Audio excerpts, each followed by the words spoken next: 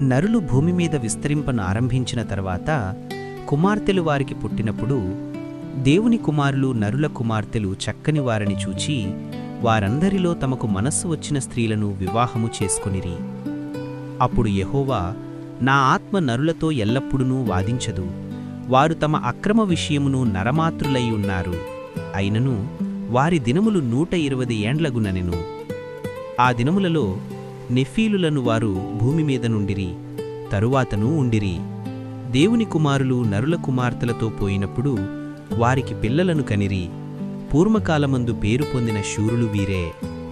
నరుల చెడుతనము భూమిమీద గొప్పదనియు వారి హృదయం యొక్క తలంపులలోని ఊహ అంతయు ఎల్లప్పుడూ కేవలం చెడ్డదనియు యెహోవా చూచి, తాను భూమిమీద నరులను చేసినందుకు యెహోవా సంతాపము నొంది తన హృదయములో నొచ్చుకొనెను.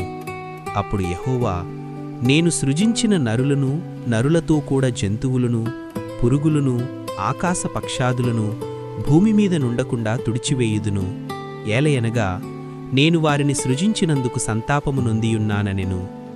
అయితే నోవహు యెహోవా దృష్టియందు కృప పొందినవాడాయెను. నోవహు వంశావళి ఇదే. నోవహు నీతిపరుడును తన తరములో నిందారహితుడునైయుండెను. నోవహు దేవునితో కూడా నడచినవాడు. షేము, హాము, యాపెతు అను 3 కుమారులను నోవహు కనెను. భూలోకము దేవుని సన్నిధిని చెడిపోయియుండెను. భూలోకము బలాత్కారముతో నిండియుండెను. దేవుడు భూలోకముని చూచినప్పుడు అది చెడిపోయియుండెను. భూమిమీద సమస్త శరీరులు తమ మార్గమును చెరిపివేసుకొనియుండిరి. దేవుడు నోవహుతో, సమస్త శరీరుల మూలముగా భూమి బలాత్కారముతో నిండియున్నది గనుక నా సన్నిధిని వారి అంతము వచ్చియున్నది. ఇదిగో, వారిని భూమితో కూడా నాశనము చేయుదును.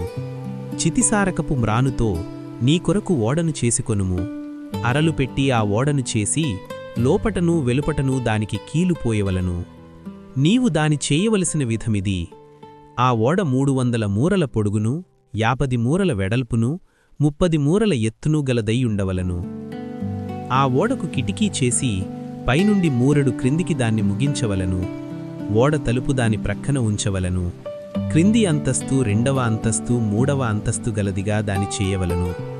ఇదిగో, నేనే జీవవాయువు గల సమస్త శరీరులను ఆకాశము క్రిందనుండకుండా నాశనము చేయుటకు భూమి మీదికి జలప్రవాహము రప్పించుచున్నాను. లోకముందున్న సమస్తమును చనిపోవును. అయితే నీతో నా నిబంధన స్థిరపరచుదును. నీవును, నీతో కూడా నీ కుమారులను, నీ భార్యయు, నీ కోడండ్రును ఆ ఓడలో ప్రవేశింపవలను. మరియు నీతో కూడా వాటిని బ్రతికించి ఉంచుకొనుటకు సమస్త జీవులలో, అనగా సమస్త శరీరుల యొక్క ప్రతి జాతిలోనివి 2 చొప్పున నీవు ఓడలోనికి తేవలెను. వాటిలో మగదియు ఆడదియు నుండవలెను. నీవు వాటిని బ్రతికించి ఉంచుకొనుటకై వాటి వాటి జాతుల ప్రకారము పక్షులలోనూ, వాటి వాటి జాతుల ప్రకారం జంతువులలోనూ, వాటి వాటి జాతుల ప్రకారం నేలమీద ప్రాకి వాటన్నిటిలోనూ ప్రతి జాతిలో 2 చొప్పున నీ యొద్దకు అవి వచ్చును. మరియు తినుటకు నానావిధములైన ఆహార పదార్థములను కూర్చుకుని నీ దగ్గర ఉంచుకొనుము. అవి నీకును వాటికిని ఆహారమగునని చెప్పెను. నోవహు అట్లు చేసెను. దేవుడతనికి ఆజ్ఞాపించిన ప్రకారం యావత్తు చేసెను.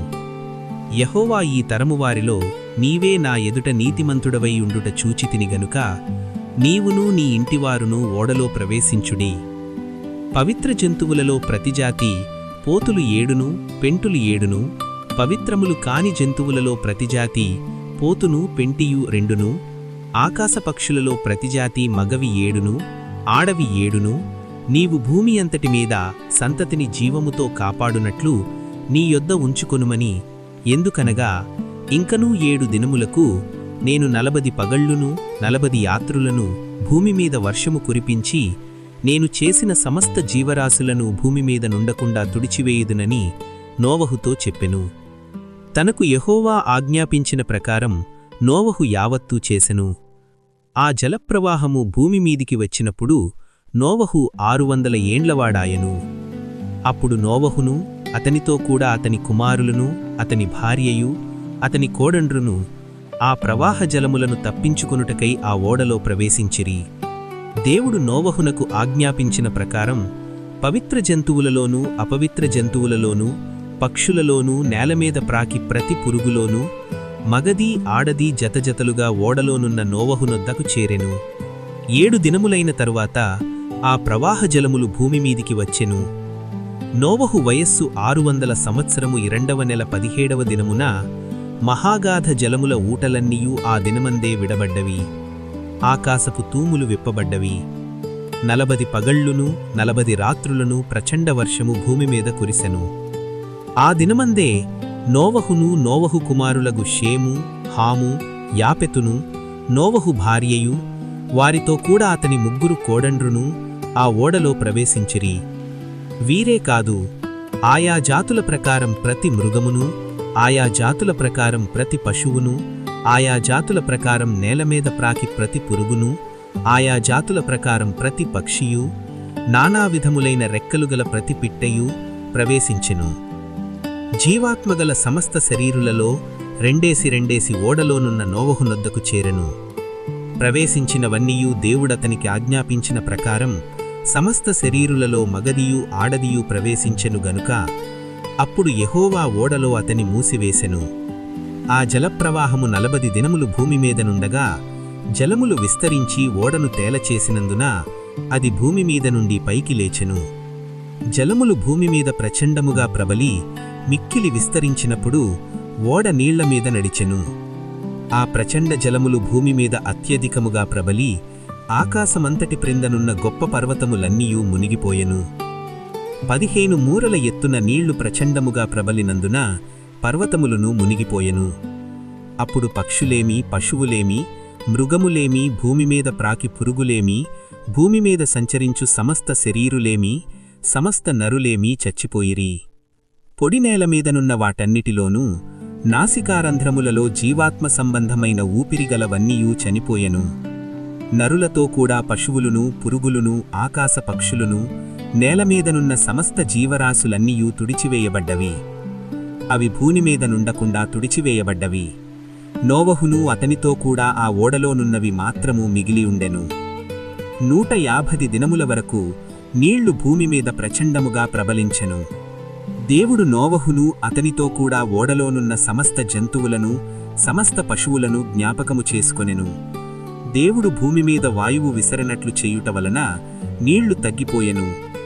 అగాధ జలముల ఊటలును ఆకాశపు తూములును మూయబడ్డవి. ఆకాశము నుండి కురియుచున్న ప్రచండ వర్షము నిలిచిపోయెను. అప్పుడు నీళ్లు భూమిమీద నుండి క్రమక్రమముగా తీసిపోవుచుండెను.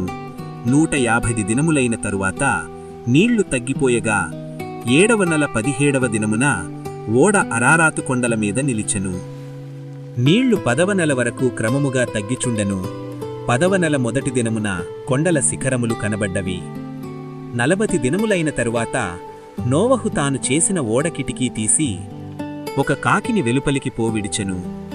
అది బయటకు వెళ్ళి భూమిమీద నుండి నీళ్లు ఇంకిపోవు వరకు ఇటూ అటూ తిరుగుచుండెను.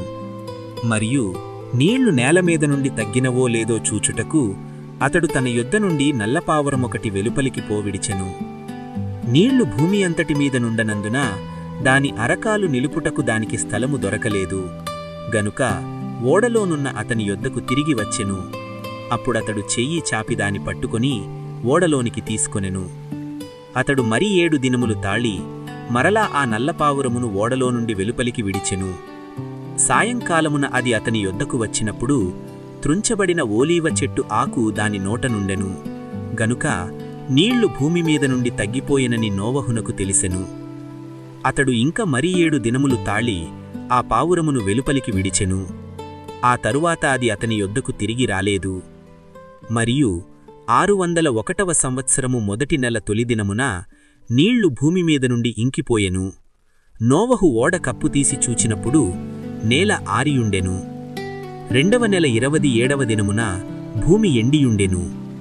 అప్పుడు దేవుడు, నీవును నీతో కూడా నీ భార్యయు నీ కుమారులును నీ కోడండ్రును ఓడలో నుండి బయటకు రండి. పక్షులేమి పశువులేమి భూమిమీద ప్రాకి ప్రతి జాతి పురుగులు మొదలైన సమస్త శరీరులలో నీతో కూడానున్న ప్రతి జంతువును వెంటబెట్టుకుని వెలుపలికి రావలెను. అవి భూమిమీద బహుగా విస్తరించి భూమిమీద ఫలించి అభివృద్ధి పొందవలెనని నోవహుతో చెప్పెను. కాబట్టి నోవహును అతనితో కూడా అతని కుమారులను అతని భార్యయు అతని కోడండ్రును బయటకు వచ్చిరి. ప్రతి జంతువును ప్రాకి ప్రతి పురుగును ప్రతి పిట్టయు భూమి మీద సంచరించు సమస్తమును వాటి వాటి జాతుల చొప్పున ఆ ఓడలో నుండి బయటకు వచ్చెను. అప్పుడు నోవహు యెహోవాకు బలిపీఠము కట్టి పవిత్ర పశువులలోనూ పవిత్ర పక్షులలోనూ కొన్ని తీసి ఆ పీఠం మీద దహనబలి అర్పించెను. అప్పుడు యెహోవా ఇంపైన సువాసన నాఘ్రాణించి, ఇక మీదట నరులను బట్టి భూమిని మరలా శపించెను. ఎందుకనగా నరుల హృదయాలోచన వారి బాల్యము నుండి చెడ్డది. నేనిప్పుడు చేసిన భూమి నిలిచియున్నంతవరకు వెదకాలమును కోతకాలమును శీతోష్ణములను వేసవి శీతకాలములను రాత్రింబగళ్ళు యుండక మానవని తన హృదయములో అనుకొనెను. మరియు దేవుడు నోవహును అతని కుమారులను ఆశీర్వదించి, మీరు ఫలించి అభివృద్ధి పొంది భూమిని నింపుడి. మీ భయమును మీ బెదురును అడవి జంతువులన్నిటికిని ఆకాశ పక్షులన్నిటికిని నేలమీద ప్రాకు ప్రతి పురుగుకును సముద్రపు చేపలన్నిటికినీ కలుగును. అవి మీ చేతికప్పగింపబడియున్నవి. ప్రాణముగల సమస్త చరములు మీకు ఆహారమగును. పచ్చని కూర మొక్కలనిచ్చినట్లు వాటిని మీకిచ్చియున్నాను. అయినను మాంసమును దాని రక్తముతో మీరు తినకూడదు. రక్తమే దాని ప్రాణము. మరియు మీకు ప్రాణమైన మీ రక్తమును గూర్చి విచారణ చేయుదును. దాని గూర్చి ప్రతి జంతువును నరులను విచారణ చేయుదును.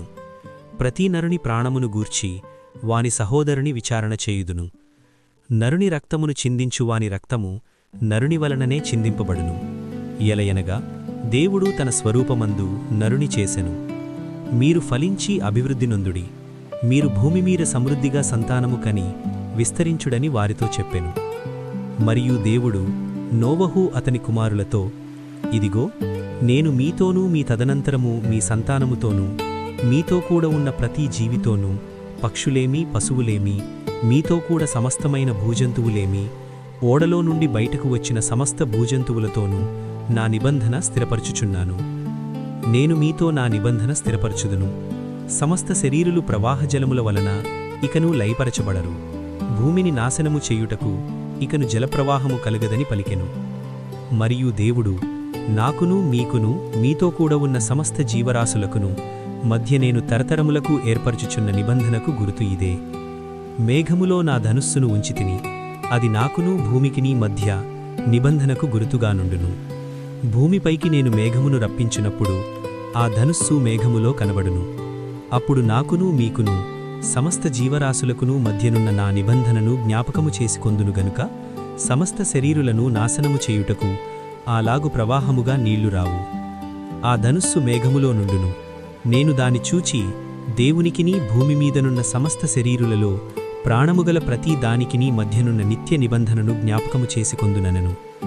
మరియు దేవుడు నాకును భూమిమీదనున్న సమస్త శరీరులకును మధ్య నేను స్థిరపరిచిన నిబంధనకు గురుతు ఇదే అని నోవహుతో చెప్పెను. ఓడలో నుండి వచ్చిన నోవహు కుమారులు షేము, హాము, యాపెతునువారు. హాము కనానుకు తండ్రి. ఈ ముగ్గురు నోవహు కుమారులు. వీరి సంతానము భూమియందంతటా వ్యాపించెను. నోవహు వ్యవసాయము చేయనారంభించి ద్రాక్షతోట వేసెను. పిమ్మట ద్రాక్షారసము త్రాగి మత్తుడై తన గుడారములో వస్త్రహీనుడుగా నుండెను. అప్పుడు కనానుకు తండ్రి అయిన హాము తన తండ్రి వస్త్రహీనుడైయుండుట చూచి బయటనున్న తన ఇద్దరి సహోదరులకు ఆ సంగతి తెలిపెను. అప్పుడు షేమును యాపెతును వస్త్రమొకటి తీసుకొని తమ ఇద్దరి భుజముల మీద వేసికొని వెనకకు నడిచి వెళ్ళి తమ తండ్రి దిశములను కప్పిరి. వారి ముఖములు వెనకతట్టు ఉండునే. అప్పుడు నోవహు మత్తు నుండి మేలుకొని తన చిన్న కుమారుడి చేసిన దానిని తెలిసికొని, కనాను శపింపబడినవాడై తన సహోదరులకు దాసానుదాసుడగును అనెను. మరియు అతడు, షేము దేవుడైన యెహోవా స్తుతింపబడుగాక, కనాను అతనికి దాసుడగును. దేవుడు యాపెతును విశాలపరచును, అతడు షేము గుడారములలో నివసించును, అతనికి కనాను దాసుడగును అనెను. ఆ జలప్రవాహము గతించిన తరువాత నోవహు 350 ఏండ్లు బ్రతికెను. నోవహు బ్రతికిన దినములన్నీయు 950 ఏండ్లు. అప్పుడతడు మృతి పొందెను. ఇది నోవహు కుమారుడగు షేము, హాము, యాపెతును వారి వంశావళి. జలప్రలయము తరువాత వారికి కుమారులు పుట్టిరి. యాపెత కుమారులు గోమెరు, మాగోగు, మాదయి, యావాను, తుబాలు, మెషకు, తీరసు అనువారు. గోమెరు కుమారులు అష్కనజు, రీఫతు, తోగర్మా అనువారు. యావాను కుమారులు ఎలీషా, తర్షీషు, కిత్తీము, దాదోనీము అనువారు. వీరి నుండి సముద్రతీరమందు నిన్న జనములు వ్యాపించెను. వారి వారి జాతుల ప్రకారము, వారి వారి భాషల ప్రకారము, వారి వారి వంశముల ప్రకారము ఆయా దేశములలో వారు వేరైపోయిరి. హాము కుమారులు కూషు, మిస్రాయిము, పూతు, కనాను అనువారు. కూషు నిమ్రోదును కనెను. అతడు భూమిమీద పరాక్రమశాలి అయ్యుండుటకు ఆరంభించెను. అతడు యెహోవా ఎదుట పరాక్రమము గల వేటగాడు. కాబట్టి యెహోవా ఎదుట పరాక్రమము గల వేటగాడైన నిమ్రోదు వలెనను లోకోక్తి కలదు. షీనారు దేశములోని బాబెలు, ఎరక్కు, అక్కడు, కల్నే అను పట్టణములు అతని రాజ్యమునకు మొదలు. ఆ దేశములో నుండి అష్షూరుకు బయలుదేరి వెళ్ళి నీనెవెను, రహోబోతీరును, కాలహును కట్టించెను. ఇదే ఆ మహాపట్టణము. మిస్రాయిము లూదీయులను, అనామీయులను, లెహాబీయులను, నఫ్తుహీయులను, పత్రుసీయులను, కస్లుహీయులను కనెను. ఫిలిస్తీయులు కస్లుహీయులలో నుండి వచ్చినవారు. కనాను తన ప్రథమ కుమారుడగు సీదోనును, హేతును, యెబూసీయులను, అమోరీయులను, గిర్గాషీయులను, హివ్వీయులను, అర్కీయులను, సినీయులను, అర్వాదీయులను, సెమారీయులను, హమాతీయులను కనెను. తరువాత కనానీయుల వంశములు వ్యాపించెను. కనానీయుల సరిహద్దు సీదోను నుండి గెరారకు వెళ్ళు మార్గములో గాజా వరకును, సొదమ గొమర్రా, అద్మా, సెబోయిములకు వెళ్ళు మార్గములో లాషా వరకును ఉన్నది. వీరు తమ తమ వంశముల ప్రకారము, తమ తమ భాషల ప్రకారము, తమ తమ దేశముల బట్టియు జాతుల బట్టియు హాము కుమారులు. మరియు ఏటెరు యొక్క కుమారులందరికీ పితరుడును పెద్దవాడైన యాపెతు సహోదరుడగు షేముకు కూడా సంతానము పుట్టెను. షేము కుమారులు ఏలాము, అష్షూరు, అర్పక్షదు, లూదు, అరామను వారు. అరాము కుమారులు ఊజు, హూలు, గెతరు, మాషను వారు. అర్పక్షదు షేలహును కనెను. షేలహు ఏబెరును కనెను. ఏబెరుకు 2 కుమారులు పుట్టిరి. వారిలో ఒకని పేరు పెలగు, ఎలయనగా అతని దినములలో భూమి దేశములుగా విభాగింపబడెను. అతని సహోదరుని పేరు యొక్తాను.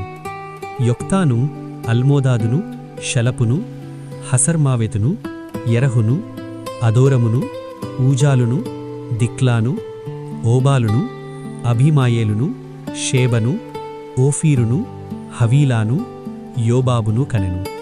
వీరందరూ యొక్తాను కుమారులు. మేషా నుండి సపారాకు వెళ్ళు మార్గములోని తూర్పు కొండలు వారి నివాసస్థలము. వీరు తమ తమ వంశముల ప్రకారము, తమ తమ భాషల ప్రకారము, తమ తమ దేశముల బట్టియు జాతుల బట్టియు షేము కుమారులు. వారి వారి జనములలో వారి వారి సంతతుల ప్రకారము నోవహు కుమారుల వంశములు ఇవే. జలప్రళయము గతించిన తరువాత వీరిలో నుండి జనములు భూమి మీద వ్యాపించెను. ఆమేన్, ఆమేన్, ఆమేన్. స్నేహితులారా, ఆదికాండము 6 నుండి 10 అధ్యాయాల వరకు మనం చూసినట్లయితే లోకం పాపంతో నిండిపోయినప్పుడు దేవుడు తీర్పు తీర్చడమే కాదు, నీతిమంతుడైన నోవహుకు ఒక రక్షణ ఓడను కూడా సిద్ధం చేశారు. మీ జీవితంలో కూడా చుట్టూ పరిస్థితులు గందరగోళంగా ఉండవచ్చు, సమస్యలు వరదలా మిమ్మల్ని ముంచివెట్టవచ్చు. కానీ గుర్తుంచుకోండి, దేవుని మాట మీద నమ్మకం ఉంచి ఆయన మార్గంలో నడిచేవారికి ఎప్పుడూ ఒక రక్షణ ఉంటుంది. ఆకాశంలో కనిపించే ధనుస్సు అంటే రెయిన్బో మనకిచ్చే భరోసా ఏంటంటే దేవుడు తన వాగ్దానాన్ని ఎన్నటికీ మరిచిపోడు. మీ కష్టకాలంలో మీరు ఒంటరివారు కాదు. దేవుని కృప మిమ్మల్ని సురక్షిత తీరానికి చేరుస్తుంది. ధైర్యంగా ఉండండి. ఈ ఆడియో మీకు ఆధ్యాత్మికంగా బలాన్నిచ్చిందని నేను నమ్ముతున్నాను. ఈ అధ్యాయాల్లో మీకు బాగా నచ్చిన పాయింట్ లేదా దేవుని వాగ్దానాన్ని కింద కామెంట్ చేయండి. ఇలాంటి మరిన్ని బైబిల్ అధ్యాయాల కోసం మన ఛానల్ని సబ్స్క్రైబ్ చేసుకోండి. ఈ వాక్యం మరొకరికి ఆశీర్వాదకరంగా ఉండాలని భావిస్తే వెంటనే వారికి షేర్ చేయండి. దేవుడు మిమ్మల్ని దీవించుగాక. ఆమేన్. Thank you.